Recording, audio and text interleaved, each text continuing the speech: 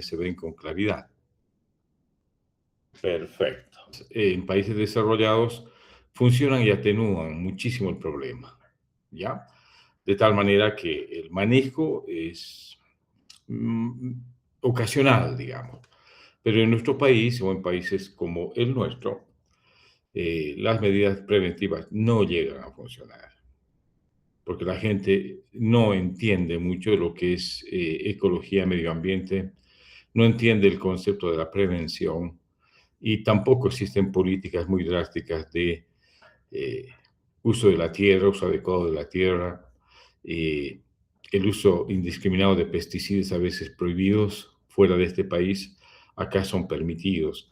Por lo tanto, hay intoxicación por productos químicos altamente peligrosos. Pero también la contaminación viene por la contaminación de los ríos por la extracción del oro, ¿ya? Y el oro extraído de manera clandestina tiende a contaminar gravemente las fuentes acuosas donde hay también vida, los peces, y el consumo humano de peces afecta gravemente la salud de peces contaminados, afecta la salud del ser humano. Por lo tanto, las medidas no son muy adecuadas. Por lo tanto, casi siempre tenemos que hablar de un manejo de la intoxicación. Y para esto vamos a ver los aspectos más importantes de este capítulo, ¿ya?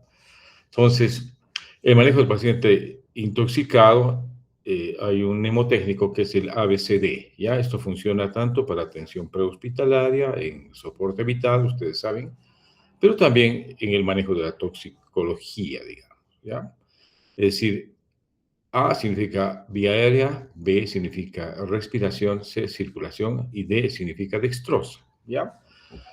El permeabilizar la vía aérea y garantizar una vía aérea permeable es el primer objetivo, ¿ya? Ahora, si no es posible mantener al paciente con medidas naturales, a veces se procede a la intubación, ¿ya? Esto es cuando hay un deterioro del estado de conciencia muy severo. El breathing es garantizar una buena ventilación, ¿no es cierto? Con una vía aérea permeable, si no es posible una ventilación espontánea, hay que hacer la ventilación mecánica. ¿Listo? Esa es otra alternativa. En el aspecto circulatorio hay que verificar si hay pulsos centrales, y si no, obviamente hay que utilizar todos los recursos para mantener una función cardiovascular que sostenga la vida, sobre todo, y garantice la perfusión de órganos vitales, ¿no ve?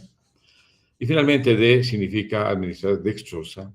¿Por qué? Porque este es un compuesto que ayuda a revertir y atenuar el impacto que tienen los tóxicos a nivel endocrino, sobre todo a nivel de la secreción de insulina. ¿Listo?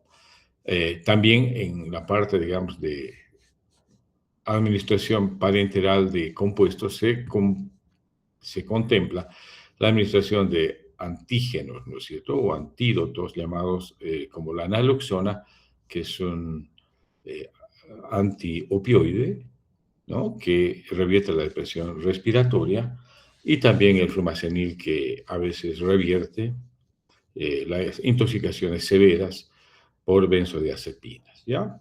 Por lo tanto, seguimos en el manejo inicial, hay que hacer el ABCD y luego pasar a un examen físico prolijo, eh, regional, que nos informe acerca de los signos vitales, eh, los ojos, la boca, la piel, el abdomen y el sistema nervioso, ¿ya?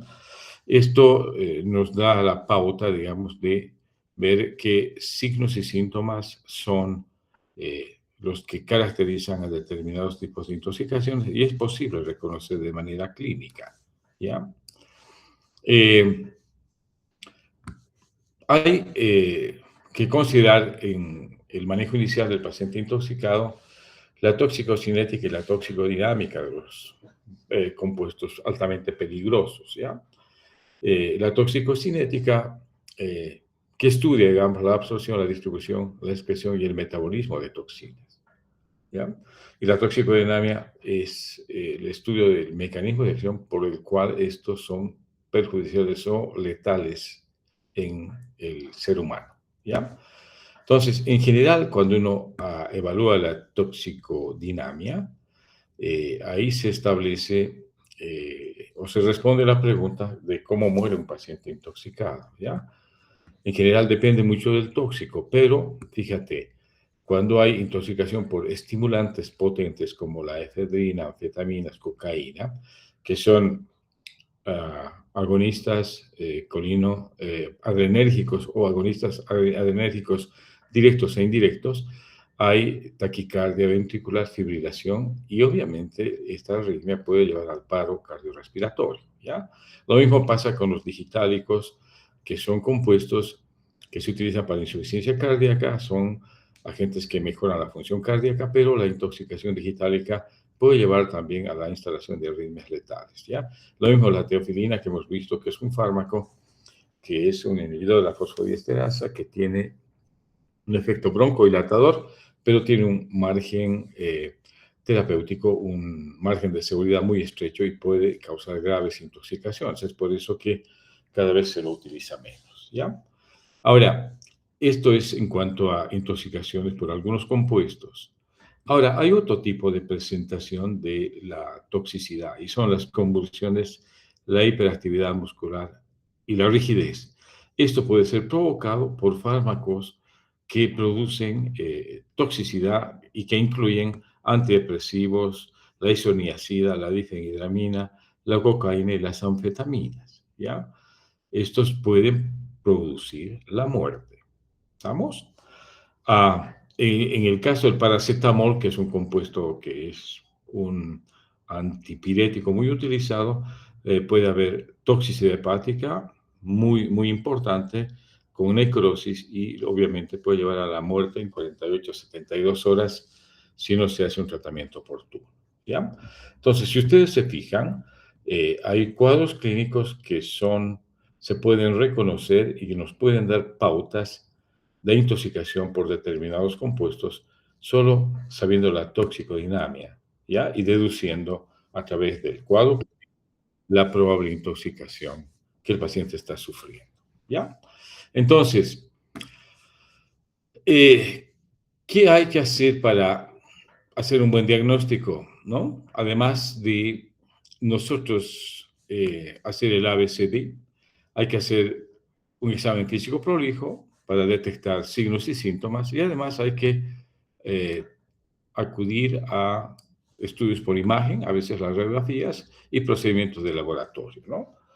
Que son importantes para el diagnóstico. Por ejemplo, gases sanguíneos o gasometría, ¿no?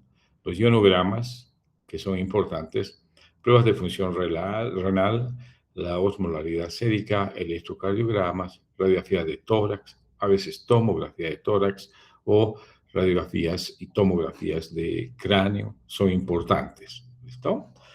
Ahora, hay dos conceptos cuando uno maneja inicialmente a un paciente intoxicado. Hay que hacer la desintoxicación lo más pronto posible, ¿ya? ¿Y esto qué implica? Cuando el tóxico es altamente liposoluble y la piel es el órgano o la estructura por donde el tóxico ingresa al organismo, hay que retirar la ropa contaminada, hay que lavar prolijamente toda la piel con agua y jabón, ¿listo? Y la ropa se puede enviar al laboratorio para que se haga una muestra y un análisis de identificación del tóxico, ¿ya? Esto es cuando es a través de la piel. Y cuando es por ingestión, hay que considerar en el caso gastrointestinal las siguientes medidas. Uno, la emesis, que ya no se recomienda porque en pacientes que tienen deterioro del estado de conciencia pueden inducir a la broncoaspiración. El lavado gástrico, se puede poner sonda nasogástrica u orogástrica. Esto sí es útil para evitar, ¿no? Que se absorba gran cantidad de tóxicos, se puede aliviar bastante la carga tóxica. El carbón activado, que es otro compuesto que absorbe gran fármacos y venenos, ¿ya? Es una, ¿qué te digo? Es un excelente compuesto que es parte de lo que se llama el antídoto universal, ¿ya? Y los catárticos, que aceleran la eliminación de toxinas en el tracto gastrointestinal y reducen el tiempo de absorción, digamos, ¿no?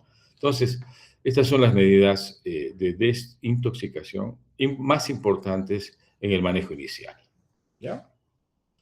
Vamos a tratar de ver quiénes están tocando la puerta para ver si pueden ingresar, ¿listo? Por un ratito, vamos a ver.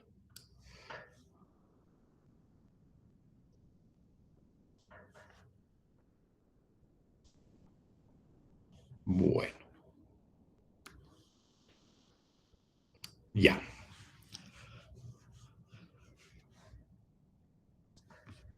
¿Qué sigue? Vamos a ver esto, ¿ya? Hay pruebas toxicológicas importantes que nos ayudan a detectar el compuesto tóxico, ¿ya?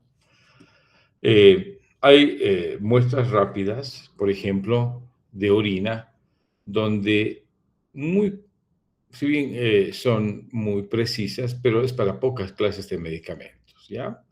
Pero a veces también hay falsos positivos y falsos negativos, ¿listo? Es una prueba toxicológica quizás menos confiable, digamos, porque no es muy precisa, muy específica, ¿ya? Hay muchos falsos positivos y falsos negativos, ¿ya? Ahora, otra cuestión a considerar es que cualquier prueba de toxicológica que uno pida, por ejemplo en sangre, estas pruebas a veces no están disponibles de manera inmediata, ¿ya? Eh, y por lo tanto, el esperar a veces no es muy recomendable, ¿ya? A veces se impone en esto la clínica y la sospecha clínica, ¿ya? Para tomar medidas en el manejo inicial, ¿listo? Por ejemplo, los bloqueos de los canales de calcio, que son compuestos muy tóxicos, no se incluyen a veces en los procesos de detección, son difíciles de detectar, ¿ya? También los beta bloqueantes y la isoniazida, que es un antituberculoso, ¿ya? Ahora, en el caso de intoxicación por el acetaminofeno, eh, aún así, no esperar que salga la detección toxicológica en sangre, sino hay que aplicar rápidamente, lo más rápidamente posible, la acetilcisteína, que es el antídoto, y después esperar a ver el resultado de los niveles de acetaminofeno que están en sangre. ¿Listo? Ahora, lo mismo pasa con las concentraciones de ácido acetilsalicílico, el etilenglicol, el metanol, la teofilina y la carbamazepina pueden ser detectados en sangre, ¿ya? Pero a veces, como te digo, eh, demoran y no definen la conducta, ¿no? En realidad, la conducta debe iniciarse ya desde el vamos cuando tenemos un paciente con antecedentes de exposición a tóxicos, ¿ya? Eh, ahora, una conducta importante es considerar la hemodiálisis antes de la detección precisa del compuesto que uno sospecha, ¿ya? La hemodiálisis, especialmente aquí en aquellos compuestos o productos químicos que tienen bajo volumen de distribución, es un recurso importante para el tratamiento, ¿ya? Una cosa es siempre, nunca hay que perder de vista que el examen clínico y las pruebas del laboratorio de rutina, a veces, suelen ser suficientes para generar un diagnóstico presuntivo y un tratamiento apropiado. ¿Listo? A veces, tratando más las consecuencias, eh, podemos estabilizar a un paciente mientras esperamos identificar la causa precisa, digamos. Pero el paciente debe recibir tratamiento. ¿Ya? Eso es como recomendación ante un paciente intoxicado. ¿Ya? Van a esperar un ratito, vamos a ver. Creo que hay algunos de sus compañeros queriendo entrar. Vamos a ver cuáles son, ¿ya?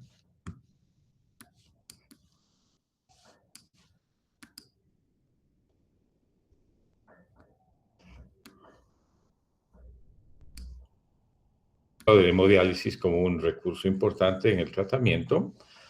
Este es excelente recurso cuando los fármacos o compuestos tienen bajo volumen de distribución, ¿listo? Como el ácido valproico, la carbamazepina, el etilenglicol, el fenobarbital, el litio, el metanol, la metformina, el salicilato y la teofilina. Esto, la hemodiálisis es un muy buen recurso porque rápidamente está indicada en el manejo del paciente intoxicado. Sin embargo, la hemodiálisis no es efectiva o útil cuando hablamos de intoxicación por compuestos que tienen un amplio volumen de distribución. No es útil la hemodiálisis en la intoxicación por anfetaminas, antidepresivos, benzodiazepinas, bloqueadores de los conductos de calcio, la digoxina, intoxicación por digoxina, también tampoco, digamos, funciona en fármacos antipsicóticos o intoxicaciones por beta bloqueantes, ¿no ve? Como el propranolol y el metoprolol. Tampoco es útil en la intoxicación por opiáceos. ¿Listo? Muy bien. Otros métodos para mejorar la eliminación de toxinas, ¿ya? Una vez que hemos considerado la hemodiálisis como primer recurso, hay que considerar otros métodos como la diálisis peritoneal. Esto no es una técnica muy eficaz, pero hay que intentar si uno no cuenta con hemodiálisis. ¿Listo? No es muy eficaz porque no elimina gran cantidad del compuesto. La diuresis forzada y la manipulación del pH urinario. Esto hay que considerar. ¿Listo? La diuresis forzada, digamos, no tanto, pero sí la manipulación del pH urinario puede ser importante en algunos compuestos que son o muy ácidos y que se reabsorben en el tubo contorneado, o son muy básicos y también pueden reabsorberse en el riñón y volver a la circulación. Entonces, el alterar el pH urinario es muy útil. Por ejemplo, la alcalinización de la orina está indicada en sobredosis de salicilato. ¿Ya? ¿Estamos? En cambio, en las intoxicaciones por fenilciclina y anfetaminas está indicada la acidificación de la orina. ¿Ya? Esto puede mejorar la excreción de estos compuestos. ¿Estamos? Ahora, en algunos casos eh, hay que tener cierto cuidado con la hemodiálisis, es decir, con esto de acidificar la orina, porque cuando hay mucha rhabdomiólisis puede ser, digamos, empeorar la complicación renal, o sea, no ayuda demasiado, ¿no? Avísenle a su compañero que está insistiendo que entre por su correo institucional, no es necesario que ingrese por otra vía, ¿listo? Muy bien, vamos a ver ahora síndromes tóxicos más comunes, ¿ya? Vamos a ver uno de los que frecuentemente se ven en el hospital es intoxicación por acetaminofeno o por el paracetamol. ¿Por qué se ve esto? Descuido paterno y a veces, como es un fármaco muy recomendado como antipirético de primera elección para algunos pediatras, puede ser muy difícil cuando el niño, al manipular, ingiere accidentalmente este compuesto a una dosis excesiva, ¿ya? Por ejemplo, una dosis de más de 150 a 200 miligramos niños puede ser muy complicado, ¿ya? O una intoxicación severa también se da cuando el adulto ingiere más de 7 gramos, ¿ya? ¿Qué es lo que a un principio produce? No es gran cosa, fíjense, es asintomático, da molestias gastrointestinales, pero a las 24 a 36 horas puede establecerse una necrosis hepática y una insuficiencia fulminante, ¿ya? Por lo tanto, es muy peligroso el acetaminofeno cuando no se lo administra o no se da la dosificación adecuada, ¿ya? Eh, Otro compuesto que... Ahora, ¿qué es lo que hay que hacer cuando hay toxicidad por el acetaminofeno? Hay un antídoto llamado acetilcisteína, ¿ya? Este actúa como un sustituto del glutatión y se une al metabolito tóxico a medida que este se va produciendo y va neutralizando el daño hepático. ¿Listo? ¿Cuál es el mejor resultado que uno obtiene en el tratamiento?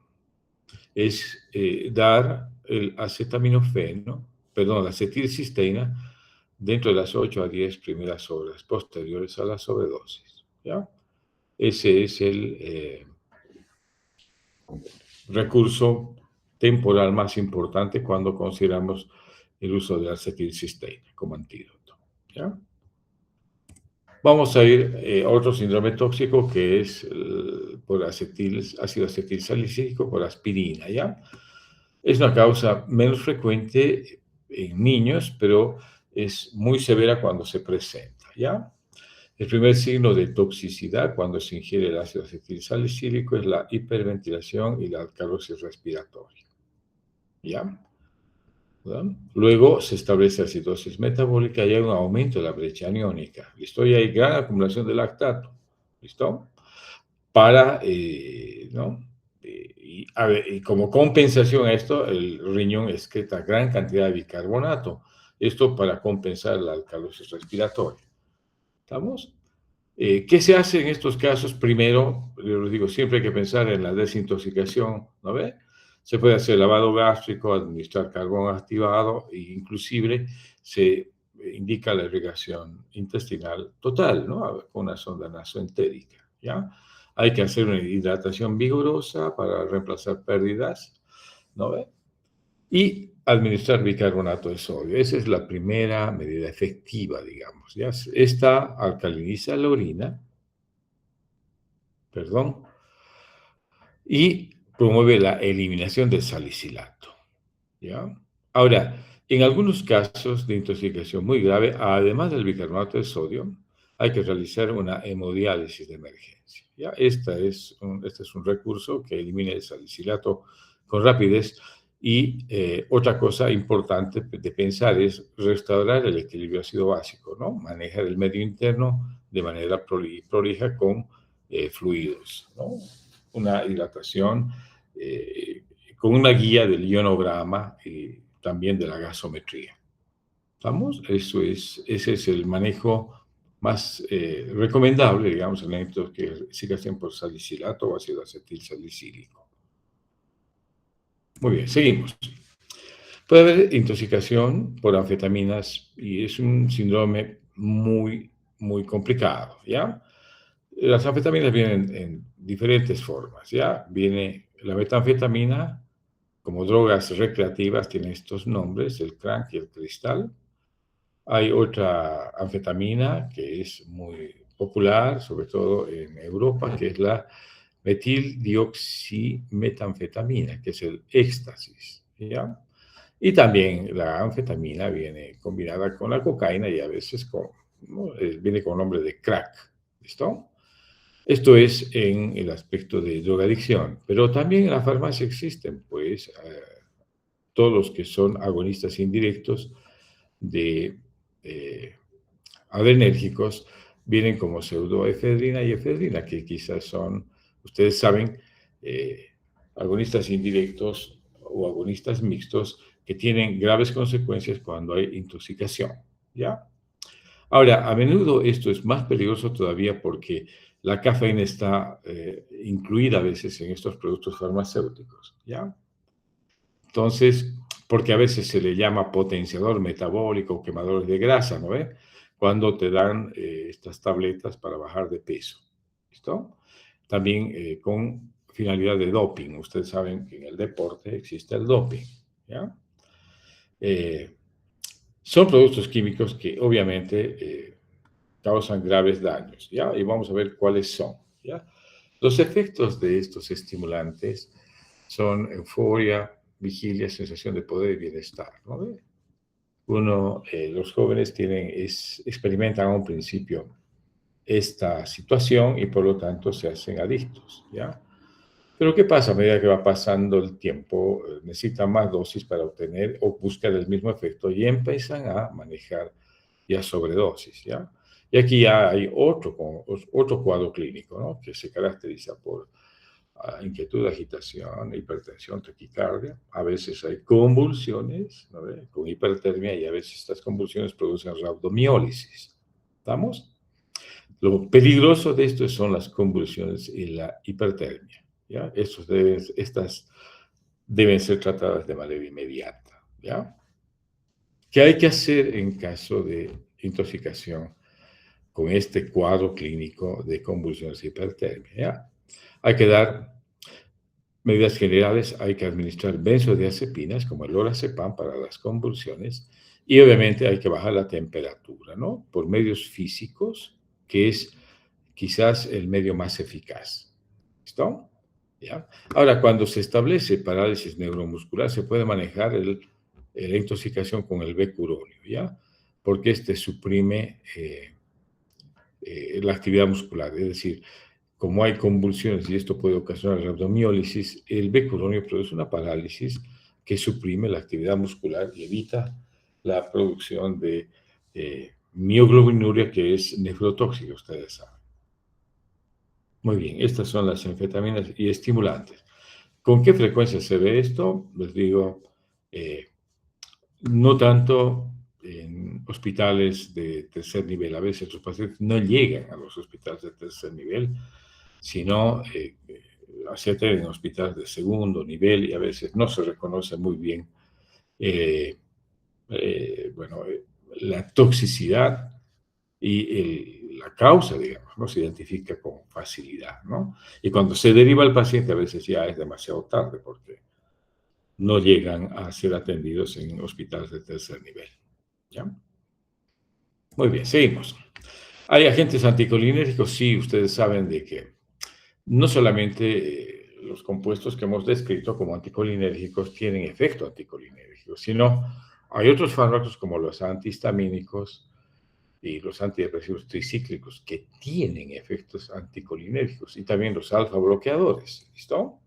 Entonces, un anticolinérgico tiene efectos y produce el clásico síndrome llamado antimuscarínico, ¿no es cierto? ¿Ya? ¿Se acuerdan ustedes? Eh, la atropina es el principal compuesto, digamos, y produce efectos como rojo como una remolacha, ¿no ve? Eh, Hipertérmica como una liebre, seca como un hueso, ¿no ve? Ciego como un murciélago y loco como una cabra, ¿no ve? O como un sombrerero. Entonces, todo este cuadro clínico es muy importante de saber porque se puede reconocer muy fácilmente este tipo de intoxicación. Y acá sí tenemos mucha experiencia en este tema, ¿no? ¿Ya? Perdón, vamos, ¿no? Entonces, ¿qué se puede hacer? Ya el tratamiento es, aquí sí hay y la urgencia de sedar con benzodiazepinas y utilizar la fisostigmina, que es un agente colinérgico, ¿no ve? Este es un agente que es un agonista indirecto, o sea, inhibidor de la colinesterasa que produce efectos colinérgicos. Por lo tanto, es el antídoto específico, ¿ya? Que se utiliza en la intoxicación por anticolinérgicos, ¿ya? Ahora, obviamente, esto está recomendado en casi todas las intoxicaciones por fármacos que tienen efecto anticolinérgico, excepto en los antidepresivos tricíclicos, ¿ya? Porque acá hay una cardiotoxicidad importante y la fisostigmina puede agravar la cardiotoxicidad de los antidepresivos tricíclicos. Mucho cuidado, ¿ya? Espera un ratito. Está saltándome el PowerPoint, ¿ya? Ahora, cuando hay retención urinaria se puede hacer cateterismo o colocación de una sonda Foley, ¿ya? Muy bien, hasta acá agentes anticolinérgicos. Muy bien, vamos a ver los antidepresivos tricíclicos. Ya los habíamos mencionado anteriormente, ¿no ve? Que tienen efecto anticolinérgico importante, ¿ya? Y mencionamos la amitriptilina, la desipramina, la doxepina, ¿listo?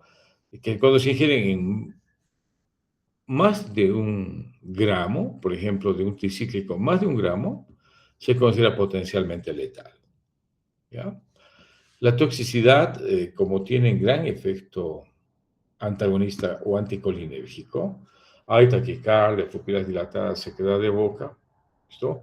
Algunos tienen también bloqueo alfa, incluido, que causa una vasodilatación, hipotensión, ¿ya? O sea, hay una toxicidad cardíaca también porque producen el intervalo QRS, ensanchan el QRS y hay una contractibilidad cardíaca deprimida, ¿listo? Esto puede llevar a una taquicardia ventricular y un paro cardiorrespiratorio, ¿no? Entonces, ¿qué se recomienda en el tratamiento? Hay que hacer medidas de apoyo, intubación endotraqueal para ventilar mejor, ¿ya? Y hay que dar líquidos intravenosos, ¿listo? Ahora, como hay una grave depresión cardíaca, hay que agregar dopamina o norepinefrina, que son agentes presores, ¿listo?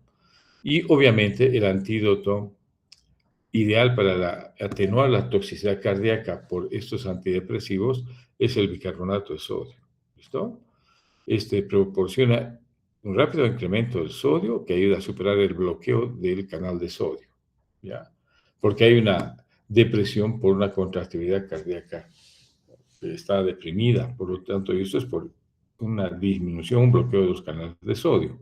Al administrar bicarbonato de sodio, revertimos esto en el tratamiento, ¿listo? Estas son las medidas más recomendadas, ¿no? Que integran el tratamiento de intoxicación por antidepresivos tricíclicos. Muy bien. Inhibidores de la aminoxidasa, ya no se ve mucho esto porque son antidepresivos antiguos, ¿ya? Estos, la talidocaína y la fenilcina prácticamente han sido desplazadas, ya no se utilizan ni se consideran en ninguna terapia farmacológica. Pero sí se ha visto intoxicaciones por estos compuestos, ¿ya? Que son los antidepresivos más recientes, ¿no ve? Hay que tener los inhibidores de la recaptación de serotonina y los inhibidores de la recaptación de serotonina y noradrenalina, ¿no? Pero en estos casos, fíjense, la fluoxetina, paroxetina, citalopram y la venlafaxina son los antidepresivos más involucrados, digamos, en toxicidad, ¿ya? Puede causar convulsiones, prolongación del QT, arritmia tipo torsada de Points, ¿ya? Y un síndrome serotoninérgico muy importante, ¿no? Que se caracteriza por hipertermia, hiperactividad muscular y agitación. ¿Listo? Y también los antipsicóticos, ¿no? Las más antiguas, las fenotiacinas, ¿no? Y los butirofenonas, no se utilizan mucho, pero sí puede haber toxicidad por antipsicóticos que actualmente se utilizan, ¿no ven? Prolongan el QT, pueden ocasionar depresión, convulsiones e hipotensión, ¿estamos? Son, digamos, de mucho cuidado porque pueden asociarse a síndromes neurolépticos malignos, ¿no ve? O sea, producen un síndrome muy parecido al Parkinson, ¿ya? Esto es en cuanto a los antipsicóticos. ¿No? Las más antiguas, las llamadas fenotiacinas, ¿no? Veamos la aspirina, ¿listo? Esto hemos visto ya anteriormente, quizás lo volvemos a mencionar, ¿no? Y hemos dicho que hay que alcalizar la orina, ¿no es cierto? ¿Ya? Aquí está un poquito explicada la dosificación, ¿no? Que puede llevarte a toxicidad, ¿listo? Y obviamente la conducta que ya la hemos estudiado en la anterior diapositiva, ¿ya? Esto, ¿qué pasa con los beta bloqueantes? ¿Ya? Hemos dicho el propranolol, el pindolol, el metoprolol, etcétera, tienen también estrecho margen terapéutico, ¿ya? Una sobredosis puede inhibir gravemente los receptores beta 1 y beta 2, ¿ya? El más tóxico de todos es el propranolol, que es el no selectivo, ¿no? Que afecta tanto a uno como a otro receptor, ¿ya? Duplicando o triplicando la dosis puede haber toxicidad muy grave, ¿ya? Entonces, en dosis altas, ¿cuáles son los efectos, ¿ya? Más comunes de toxicidad? Bradicardia e hipotensión. Es lo primero que se presenta. Luego siguen las convulsiones y el bloqueo de la conducción cardíaca con un QRS ancho en el electrocardiograma. ¿Listo? ¿Qué se debe hacer en el tratamiento? Hay que, primero, elevar la presión arterial, ¿no? Con líquidos intravenosos y se puede dar beta agonistas y atropina, ¿no ve? El glucagón también es un antídoto útil cuando hay intoxicación por beta bloqueantes, ¿ya? Entonces, el glucagón, líquidos intravenosos, beta agonistas y atropina. ¿Estamos? Hay que monitorizar estrechamente la parte hemodinámica para revertir el efecto depresor del beta bloqueante. Muy bien. Intoxicación severa a los bloqueantes de los canales de calcio, ¿no? Ustedes saben, hay bloqueantes de canales de calcio que son de acción predominantemente vascular, de acción predominantemente cardíaca y de acción mixta, digamos, ¿no? Entre los bloqueantes de los canales de calcio de acción predominantemente vascular están las dihidropiridina, ¿no ve? Amlodipina, felodipina, radipina, nicardipina. ¿Ve? Hagan la lista, ¿no ve? Luego están el verapamilo y el diltiazem, ¿no ve? Que son mixtos y algunos predominantemente cardíacos, ¿no ve? La toxicidad de estos es grave, ¿ya? Puede producir la muerte con variaciones muy pequeñas de la dosis estándar o dosis recomendada, ¿ya? ¿Qué es lo que hacen? Disminuir la automaticidad del nódulo sinusal.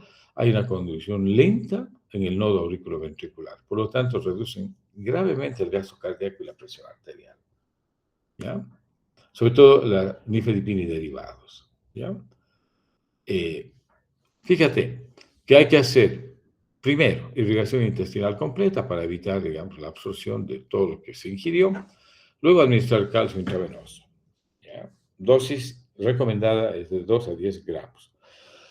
Es el antídoto útil para revertir la depresión severa que tiene el miocardio. Y otros, para controlar la hipotensión, puede incluir, perdón, aquí es la hipoglicemia, ya no es hipotensión. Para controlar, porque hay tendencia a la hiperglicemia, ¿listo? Puede darse insulina en dosis elevadas, ¿listo? Para bajar la hiperglicemia y lugar mantener a la glucosa en niveles normales, ¿ya? Para mantener la euglicemia. Entonces, en resumen, cuando hay intoxicación por antagonistas cálcicos, inmediatamente administrar calcio intravenoso, ¿listo? Luego, hay que eh, administrar insulina para controlar la hiperglicemia, ¿estamos?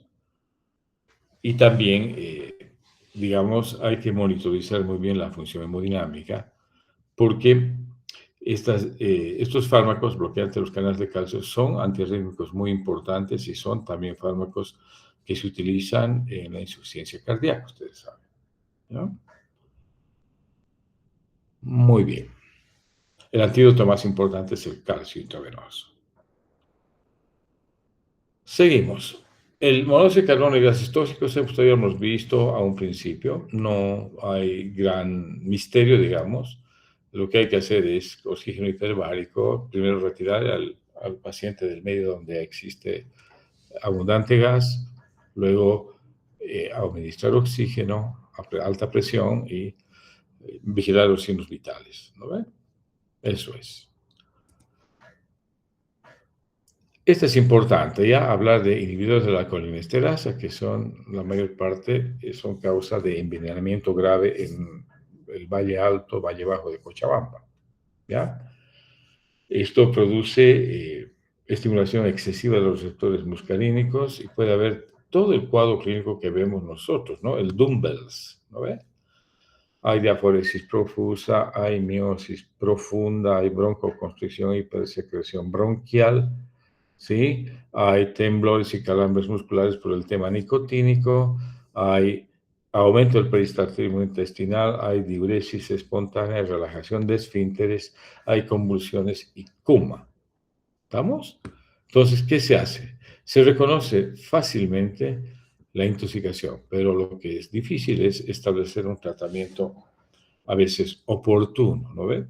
Porque en el hospital de provincia no atienden este tipo de cosas. Lo suben a la ambulancia y lo quieren enviar a un hospital de tercer nivel. Y en ese trayecto es donde se va deteriorando y a veces se hace irreversible la intoxicación, ¿ya? ¿Qué se debe de hacer? Primero, la prevención, ¿no es cierto? Hay que apoyar en la educación de todos los que se dedican a la agricultura, ¿ya? Eh, lo primero hay que administrar pralidoxima y atropina, ¿no? Es el antídoto que funciona, ¿ya? La pralidoxima es un regenerador de la colinesterasa, ustedes saben, y la atropina es, obviamente, el antídoto para esta toxicidad por exceso colinérgico, ¿ya? Es un inhibidor competitivo en los sitios muscarínicos. Muy importante, pero no actúa en los nicotínicos, ¿listo? En cambio, la pralidoxima sí actúa tanto en la colinesterasa que está, o sea, que ha sido bloqueada tanto en sitios muscarínicos como en sitios nicotínicos. Por lo tanto, es importante considerar ambos fármacos. El cianuro, bueno, antes era, como te digo, un compuesto eh, que estaba presente en quema de plásticos, lana, productos sintéticos, es decir, actividad industrial fuera, digamos, de norma, ¿no? Pero lo que vamos a ver ahora es que el cianuro también está presente en ingestión de varias plantas comestibles, ¿no? La mandioca, las semillas de manzana tienen cianuro, el durazno y los albaricoques, ¿listo? Este cianuro se une a la citocromoxidasa e inhibe la utilización de oxígeno en la célula. Obviamente conduce a una hipoxemia celular y a acidosis láctica. ¿Listo? Eh, Toxicidad, ¿no? ¿Cuál es el cuadro clínico de intoxicación por cianuro? Hay dificultad para respirar, taquicardia, convulsiones, coma, hipotensión. Esto es una acidosis metabólica severa, es todo el cuadro que se expresa, ¿no ven? Como propia, digamos, de una síndrome de intoxicación por cianuro. El tratamiento es carbón activado para evitar la absorción si es por ingesta accidental. Y finalmente, hay que administrar oxigenoterapia y manejo del medio interno, ¿no? Hidratación vigorosa y sobre todo, es decir, monitorizar muy bien las funciones vitales que pueden, obviamente, si es taquicardia, hay que dar bloqueantes beta, ¿listo? Y obviamente para las convulsiones se administra benzodiazepinas que son eficaces para evitar eh, la complicación de paro cardiorrespiratorio que puede haber, ¿ya? La digoxina es un fármaco que vamos a verlo cuando veamos el módulo cardiovascular. Hay toxicidad por sobredosis, sí, ¿ya? Eh, Obviamente, los pacientes que reciben tratamiento con digoxina a largo plazo, a menudo también tienen una terapia paralela que es diurético, ¿listo? Y esto obviamente puede alterar depresión de potasio. O sea, favorecen la depresión de potasio, a no ser de que estén tomando diuréticos ahorradores de potasio, ¿ya? La intoxicación por digoxina, fíjate, da bastante problema. Hay vómitos, hipercalemia, o sea, aumento del potasio. Perdón, sí, o sea, a un principio retiene potasio, ¿listo? Pero como viene asociado de un diurético, a veces el resultado es que se depleta el potasio y hay más bien hipopotasemia, ¿listo? Ahora, ¿cuál es la cardiotoxicidad? La digoxina es bradicardia sinusal, bloqueo auriculoventricular, ¿ya? Ritmo de un acelerado, puede haber taquicardia auricular, latidos ventriculares prematuros y establecimiento de la taquicardia ventricular.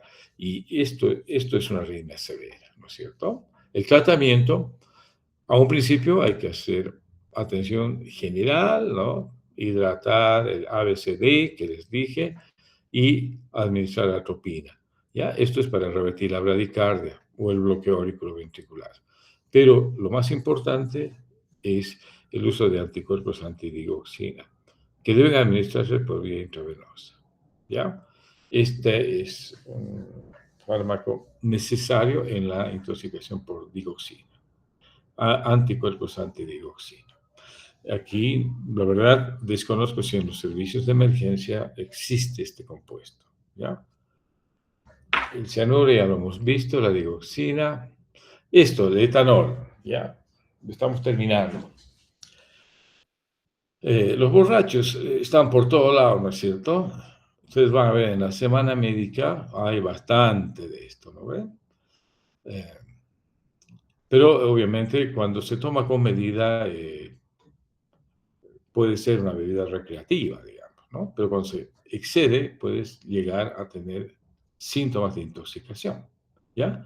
A tal punto que puedes llegar a deprimir tu función respiratoria, puedes terminar en coma, hay hipotermia, ¿listo? Especialmente cuando los niveles de etanol están por encima de 300 miligramos por decilitro. Esto puede llevarte al coma profundo, ¿ya? ¿Estamos? Eh, el tratamiento, ¿qué se hace en una intoxicación por el etanol sobre todo? ¿Ya? Hay que proteger la vía respiratoria, ayudar a la ventilación. Ahora, administrar líquidos intravenosos para combatir la hipotensión. Hay que proteger el enfriamiento a través del calentamiento corporal, abrigando al paciente, ¿no ven? ¿Listo? Y en algunos casos, el, digamos, cuando hay asociación, digamos, de intoxicación del etanol más benzodiazepinas, que a veces se da, ¿no es cierto? Se puede administrar la administración o se considera la administración de flumazenil, ¿ya? En pacientes con sobredosis de benzodiazepinas, ¿ya? Ahora, ¿no tiene antídoto el etanol? No. ¿Estamos? Eh, lo que sí se puede hacer, como te digo, son medidas generales que peleen contra la hipotensión y eviten la hipotermia. ¿Estamos?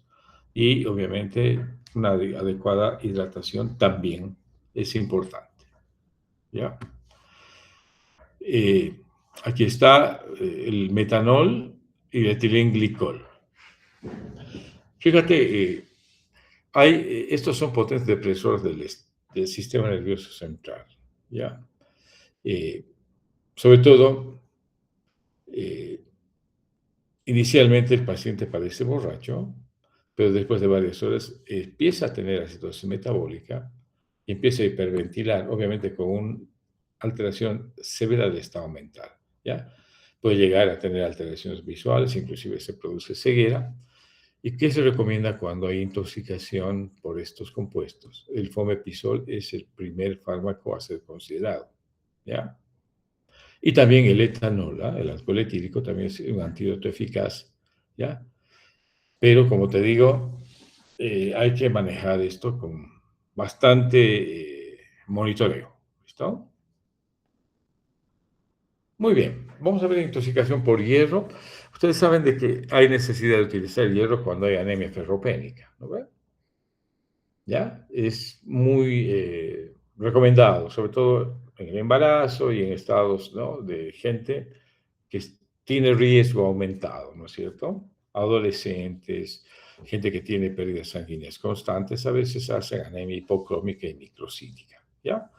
Pero el hierro es peligroso cuando accidentalmente el niño ingiere y obviamente puede intoxicarse fácilmente, ¿ya? Eh, bueno, para esto, ¿qué se da para la intoxicación por hierro? Hay dos tratamientos posibles, ¿no ve? Uno de ellos es la deferoxamina, ¿ya? Que es por vía parenteral, y otro es el deferacirox, que es por vía oral, ¿ya? Es el quelante más importante utilizado en la intoxicación por hierro. ¿Listo? Esto lo vamos a ver. La teofilina sí vamos a ver, porque este es un fármaco broncodilatador que causa intoxicaciones graves, ¿ya? Hay a veces sobremedicación accidental que puede inducir a toxicidad, ¿ya? ¿Qué se produce? Sobre todo taquicardia sinusal y temblor, ¿ya? Ahora, también puede haber hipotensión, además de la taquicardia, hay hipocaliemia e hiperglicemia, ¿ya? Y rápidamente se establecen arritmias cardíacas, ¿no? Auriculares, taquicardia auricular, contracción ventricular prematura y taquicardia ventricular, ¿ya? Eh, Los niveles más graves se establecen o se presentan cuando hay una sobredosis mayor a 100 miligramos esta concentración es mayor a 100 miligramos por litro, ¿ya? El tratamiento, cuando hay intoxicación por teofilina, incluye atención, medidas generales, ¿no? Vigilar muy bien la vía aérea, ventilación, oxigenoterapia y administrar el propranolol y beta bloqueantes para el tema de la hipotensión, ¿ya? ¿Ya? También llegan a ser antídotos útiles para la toxicidad cardíaca. ¿Vamos? Porque lo que pasa es de que hay arritmias cardíacas, ¿no ve? Hay taquicardia y hay taquicardia que eso no solamente es auricular, sino que puede convertirse en una taquicardia ventricular. Por el propranolol y los betabloqueantes, como el esmolol, que son cardioselectivos, neutralizan este efecto, ¿ya? Y este cuadro es el que lo tienen en el libro. Ustedes van a ver los antídotos, los tóxicos y los antídotos más importantes, ¿ya? ¿Estamos? Es un cuadro, ustedes lo van a estudiar, lo van a revisar, que es un poco el resumen de lo que hemos explicado en esta clase. ¿Listo? Muy bien. Y con esto habríamos terminado, jóvenes, el tema de hoy. ¿Listo? ¿Hay alguna pregunta?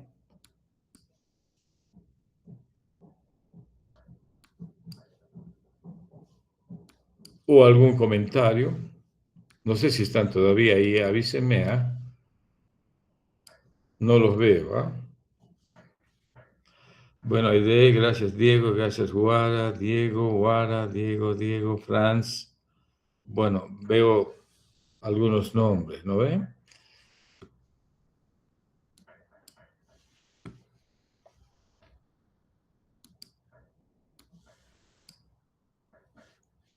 Muy bien. Con esto habríamos terminado el bloque 3, perdón, el bloque 2, ¿no? Que es farmacología transversal y luego ya ingresamos a partir, después del receso, en la parte clínica. ¿Listo? Eh, Muy bien. ¿Algo más como anuncio? Recomendarles que esta vacación, este receso, aprovechen para descansar, pero también para ordenar un poco su